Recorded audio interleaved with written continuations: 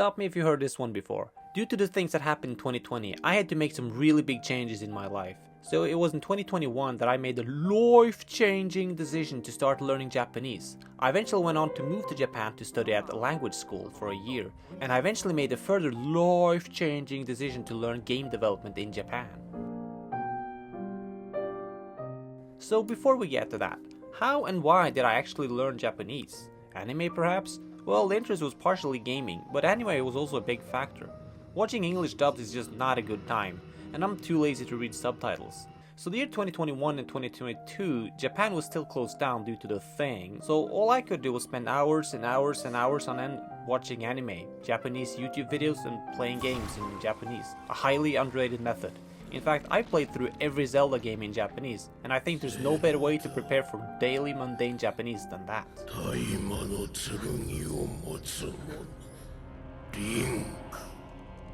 Another important thing I did is that after only a month of learning the basics of Japanese through apps like Duolingo, when watching anime, I switched to Japanese voice and subtitles. For the first few months, I could barely understand anything, but I picked relatively mundane and simple anime like Kotaro Lives Alone on Netflix, because I didn't care about missing out on important plot points. The series I really wanted to watch, like Attack on Titan and JoJo's Bizarre Adventure, I waited to watch till my Japanese level was sufficient. Another thing I can recommend is to just rewatch an anime you've already seen and remember the plot from. I did that with some shows like Death Note and The Melancholy of Haruhi Suzumiya. There's also manga you can read. A go-to for beginners is Yotsubato and Shirokuma Cafe. But I also think hearing a voice along with text is the best way to learn. So in 2023, Japan fully opened up again, and I was able to go there for the first time. After 2 hours from Oslo to Zurich, and a horrific 13-hour flight from there to Narita airport, I was ready to go to language school. But before that, I did a few weeks of sightseeing. There's a Shibuya scramble at nighttime. I remember traveling down to Osaka on the Shinkansen and going to Universal Studio. The Super Nintendo World, which was marketed heavily, I was not able to go to, so we went to the Wizarding World of Harry Potter instead. Learning some Japanese is definitely worth it because their English comprehension is not great, and being able to speak English also puts you in some unique situations. When the English-speaking staff tried to rally everyone up into shouting Hogsmeade, I was the only one responding. Hogsmeade! Awkward. We also went to Kyoto to see all the temples and stuff. You can see temples pretty much anywhere in Japan, but Kyoto certainly has one thing that makes it stand out. It has the most tourists. Just to help spread out tourism, I should probably do a top 10 tourist attractions beside Kyoto one day. Before beginning the language school, I need to select a place to live among several accommodations. I picked the cheapest one, a share house 1 hour away from the school. And it's a share house alright. You share the kitchen, the toilets, the showers. At least I had my own bed, despite it being really small. The small room was actually fine because it encouraged me to get out of it as much as possible, and there was a lounge area where people could eat, hang out, play games, and socialize. There was the one time the Australian YouTuber Rupa Sensei made a video about the share house. Okay guys, we're down here with the next couple guests, super handsome guests down here. Where are you guys from? Norway. Norway. And America. Fantastic. In the first draft of the video, they thought I was from Sweden, but they fixed it in the final version. So, what kind of culture shock have you guys experienced in your first visit to Japan here? I knew most of it before I came here. I knew about the lack of trash cans. Okay. One thing, maybe Japanese people are a little taller than I expected. Really? And people do this a lot. The gesture. This gesture, which means dame. Dame. And the cars are really small. Oh yeah, But that shocked me too. The streets are narrow, so they needed narrow cars. Yeah, sometimes even the two-way roads are like thinner than the one-way roads back in Australia. Yes. Yeah, it's I haven't crazy. been this How about starstruck yourself? since I stream sniped Sora the Troll, but that was later. Hey, What's up? you watching this now? What? You watching this now? Are you live streaming? Actually, yeah, I am, yeah. Oh no, I'm not watching now. I have watched a lot of your streams lately, actually. Oh, so you know who I am? I know who you are. Oh! I know who you are. Oh, hey! I've seen a lot of your streams lately. Really? Yeah, I just started streaming. You know what? Let me just... So, where are you guys from? We live here now. Oh, We live here. We're going to school. so originally, where are you guys from? United States. Americans! Yes. I'm he's not. from Norway. I'm from Norway. Oh, I'm from Norway. The biggest drawback to my share house was obviously being an hour away from central Tokyo. I was not a fan of getting on the really tight trains in the morning, so much so that I started showing up to school an hour in advance every morning. The language school itself was fine. I mean, they taught us Japanese, but I think most of my Japanese knowledge probably came from just living in Japan and using the language on a daily basis. And they actually forced us to record ourselves having conversations, adding to the pressure. 日本の生活はどうですか？日本の生活はいいと思います。まだなりませんけど、日本人は優しい人だし、あ、ションさん、弁当美味しそう。料理上手だね。ありがとう。それでさ、教室で食べちゃってダメなんだよ。The first few weeks, I couldn't understand what the teacher was saying, so in my spare time, I started watching as much anime as I could, and when I ran out of anime, I started watching Disney movies, dubbed to Japanese, on a Dell laptop that kept crashing. Having no space in my apartment, I needed a device to work on and play games on. The Switch had me covered mostly, but I also brought my Mac Mini, which didn't work too well. So as a desktop PC replacement, I bought this laptop from Dell. For some reason, it kept freezing about every 10 minutes, so I sent it into Dell for repair, and a few weeks later, after allegedly 8 hours of thorough stress testing, they found no problems with the laptop and sent it back. I turned the laptop on, played a game on it for 10 minutes, and the laptop crashed. Fuck Dell.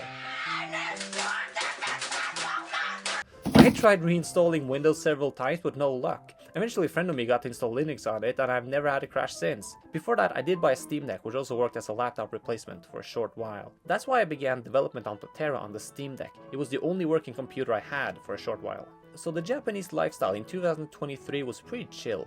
Only having studies, I had a lot of free time. There was always something interesting to see. Like the trash-picking samurai of Ikebukuro and the sweaty rhythm game players at the Taito Station arcades. Akihabara, the heart of the anime and geek culture. Shin Okubo, the Korean food town, which I got a bit too addicted to. I mean, Japanese food is great, but Korean food is on another level. The Shibuya Scramble, it's a crossing. People cross it to get to the other side. I don't see what the big deal is. The Tokyo Skytree is the tallest building in Tokyo, and great for people with fear of heights. The Tokyo Tower is a letdown after having been to the Skytree. Besides Tokyo, I went to Mount Mitake. In the summer I went to Okinawa, but I didn't actually do any swimming. I went to Seoul in Korea, which I hear people describe as California, a very car-centric city. I went to see Mount Fuji. It was winter, so I couldn't climb it. After 9 months in Japan, I was getting homesick, so I went back to Norway for Christmas, and then back to Japan for another 2 months to finish the language school. During this time, not much happened. Me and my friend rented a car and drove to Kamakura, south of Tokyo, which was a big mistake, because driving through Tokyo takes forever. We really should have just taken the train. I at least got to see a Buddha statue on the way. When we finally arrived in Kamakura, I stepped out on the beach, looked at the ocean for 2 minutes, and then drove back home. People often ask why I was only there for 2 minutes. Well, it was a rented car with an expiration time. Also, it started raining. During this period, I was actually getting kind of tired of traveling around in Japan. The magic that I felt when I first came here was long gone. So I spent most of my time in my room working on my indie game, Pachanko, which eventually became Platera. So when I came back to Norway in March 2024, I went back to the old IT job, and as my side project worked restlessly on Platera. I felt done with Japan, but I kept tabs on Japanese culture through YouTube and anime, and the interest slowly built up again. In the summer of 2025, I did something unthinkable. I went to Japan solely for vacation. This was my third time going to Japan, and with only 3 weeks and the sole purpose of being on vacation, I was almost able to do as much in these 3 weeks as I did the entire previous year that I was there. The Nintendo Switch 2 launched the same day as I went to Japan, and since the Japanese version is region locked, I bought it in Norway, and I like to think that I was one of the first people to use it on a plane. I probably was. This time I did lots of karaoke, aquarium, the dolphin show in Shinagawa. I went to the cinemas, but I didn't actually watch anything. They just had 10 more Detective Conan movies playing. I fed a toucan at the Anima Touch in Tokyo Dome, Warner Brothers Studios, the making of Harry Potter. I had another trip to Osaka. This time I went to the World Expo 2025, also known as Banpaku. The lines were really long, so I didn't see anything major besides Korea's expedition, whose contribution to the world was fucking bubbles. The rest of the lines were just too long. Like if you wanted to see the USA's exhibition, you would have to wait for at least 4 hours, and most of it was outdoors. But the thing that made the whole Osaka trip worth it was finally being able to go to Super Nintendo World in Universal Studio. As I mentioned before, I wasn't able to enter the first time, but the demand now had greatly reduced and it wasn't as busy of a season for the reason of the season. and it wasn't a busy season, so I was able to walk straight in. And oh my god, this is the greatest theme park I have ever seen. And maybe I have a bias because I really love Mario, but it felt like you were truly in the games. Yes, a lot of it is very 3D world-ish, but it kind of works when the world they put you into is meant to be abstract. You got a wristband that you could use to scan things by hitting question blocks and other objects to collect things, and then track your progress in an app. I did all the major attractions except the Donkey Kong ride due to lack of time. But honestly, I loved it. And the food was actually edible. Great park. The only thing is I wish there were more physical attractions. They seem to lean too much on the digital screens and AR stuff.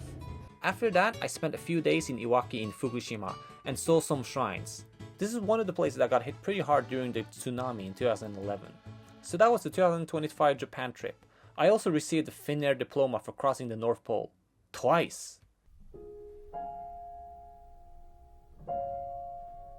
So after this trip, I really wanted to go back to Japan again. So that's when I considered taking a master's degree, and this is what the video was actually going to be about.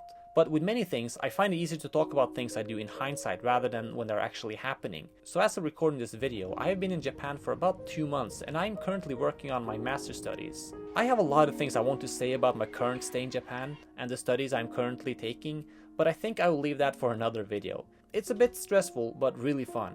What I can say is that the instructor I got did create a very popular puzzle game. I often ask myself why I keep putting myself through this. Traveling back and forth and the Japanese lifestyle itself is really stressful, but I think it's worth it at the end of the day. I've met so many great people and had so many good experiences. Now, I know what some of you are thinking. What about Platera? When's the game coming out? Well, due to recently moving to Japan again and getting settled in the new Japanese lifestyle again, I haven't had too much time working on it, ironically. But the school is teaching me lots of valuable principles in game development, which will be useful for Platera and any future projects. So I want to thank everyone for your patience. Hopefully it won't be too long before I have a public playable demo. For anyone new to this channel, wondering what the channel is even about, I wanted this to be dedicated to game development, but then I really want to make travel logs. So I guess the channel is about whatever interests me. I simply cannot be bothered to stick to the same topic for every video. I need variety. So if that's interesting to you, feel free to subscribe. If not, I don't care. Bye. Oh, and the Steam page for Platera is up, so you can wishlist it if you want. But you've already done that, right?